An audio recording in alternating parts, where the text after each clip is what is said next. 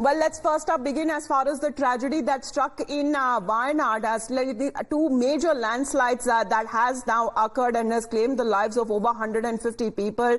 Over hundreds of them that have been injured and are undergoing treatment. There have been multiple agencies, including when it comes to columns of the Indian Army, the NDRF, the other forces that have joined in the rescue operations, the state's ministers who are said to be coordinating, and even when it comes to the choppers from the Indian Air Force have now been pressed into action since morning. Two columns of the Indian Army that have also been deployed. Prime Minister Narendra Modi had a word with the Kerala Chief Minister Pinarayi Vijayan and assured all help to the government. He has also asked the BJP Chief JP Nadda to ensure the party workers are assisting in the rescue work on ground. Rescue operations currently in full swing.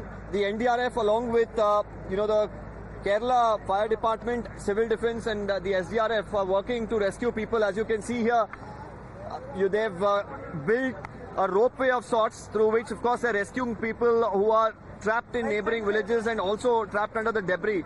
Unfortunately, of course, for the rescue teams here, there have been instances where they've even been bringing dead bodies through the zip line, but it is, of course, good to see now. This is a person who's been able to come through the zip line by himself, and he's now been rescued, and he will, of course, be taken to a camp right now where he will be given any sort of medication he requires, good warm food, because these are people who've been stuck there now in the rain, fighting it out for a long time.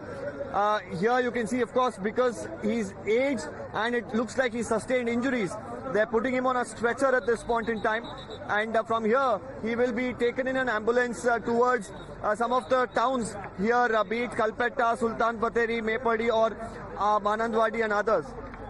This particular stretch, you can see, of course, multiple zip lines of sorts have been created, using which they are moving people. Let me in fact show you. This is the road that goes to the villages, of course, that have come under the landslide.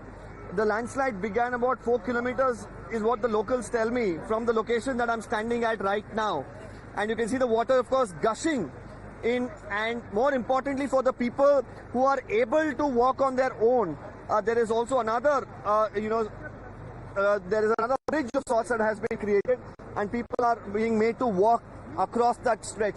This entire area at this point in time filled with rescue teams from Kerala, from the NDRF. The army as well is working in certain locations.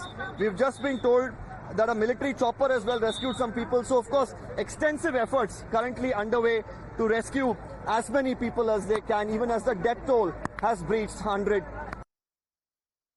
Well, let's